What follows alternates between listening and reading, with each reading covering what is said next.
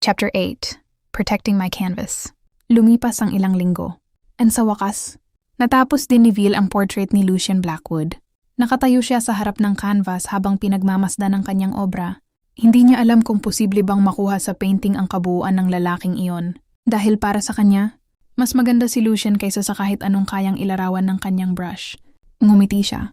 Pagkatapos ay nagpasya siyang bumalik muna sa kanyang lumang studio para kunin ang ilan pa niyang gamit. Ayaw niyang tuluyang pabayaan ang lugar na naging tahanan niya sa loob ng maraming taon. Hindi niya alam, may naghihintay pala sa kanya. Pagkalabas niya ng studio, napansin niyang tila kakaunti ang tao sa paligid.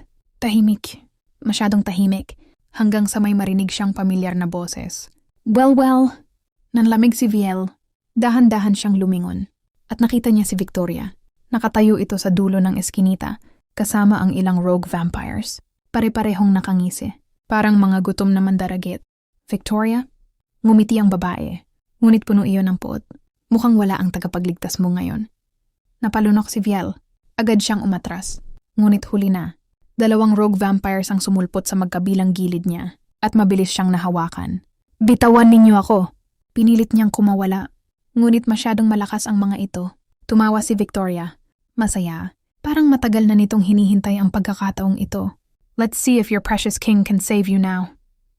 Kasabay nito, sa kabilang bahagi ng lungsod, biglang napahinto si Lucien sa gitna ng meeting. Nanlaki ang kanyang mga mata, parang may malamig na kutsilyong tumarak sa kanyang dibdib. Feel, nararamdaman niya, takot, panganib, at desperasyon. Dahil sa blood bond, nararamdaman niya ang bawat emosyon nito. At ngayon, alam niyang nasa panganib ang babaeng mahal niya. Tumayo siya, agad. At sa isang kisap mata, naglaho siya, bumilis ang hangin, at nagmistulang kidlat ang kanyang paggalaw.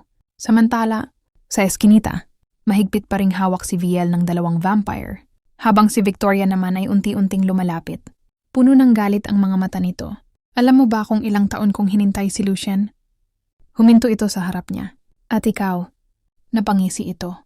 Ikaw ang kumuha ng lahat ng dapat ay para sa akin. Itinaas nito ang kamay, handang saktan si Viel. Ngunit bago pa ito makagalaw, POM! Nayanig ang buong eskinita. Sumabog ang isang bahagi ng pader. Nagsiliparan ng alikabok at mga bato, napasigaw ang mga rogue vampires.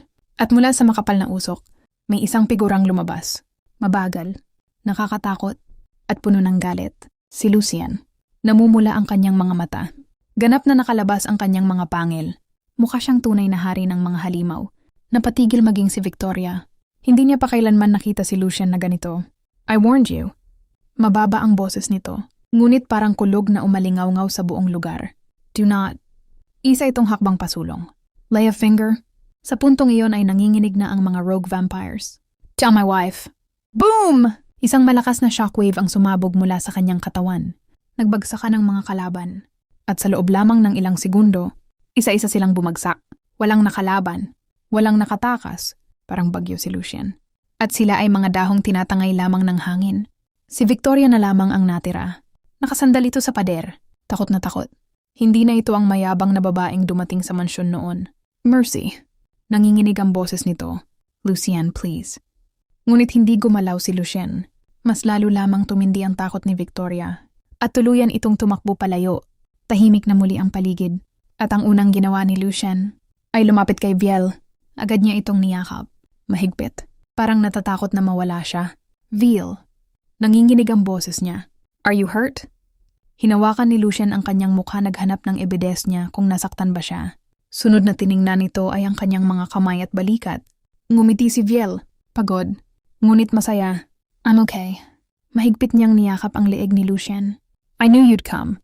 Napapikit si Lucien. Bahagyang nawala ang takot sa kanyang puso. Dahan-dahan niya itong binuhat. Parang wala itong timbang. At hindi na niya ito binitawan hanggang sa makabalik sila sa mansyon. Nang gabing iyon, tahimik silang magkatabing nakaupo sa kanilang silid. Nakayakap si Lucien kay Viel. Parang gusto niyang siguraduhing naroon pa rin ito. Naligtas ito. Marahan niyang hinalikan ang noo ni Viel. Pagkatapos ay idinikit ang kanyang noo rito. From now on! Mahina ngunit puno ng paninindigan ang kanyang boses. You live here with me. Napatingin si Viel sa kanya. At nakita niya ang lalim ng pagmamahal sa mga mata nito. Ngumiti si Lucien. Ang ngiting para lamang sa kanya. You are my masterpiece. Marahan nitong hinaplos ang kanyang pisngi. And I will protect you for eternity. At sa pagkakataong iyon, pakiramdam ni Biel ay natagpuan na niya ang lugar na maaari niyang tawaging tahanan.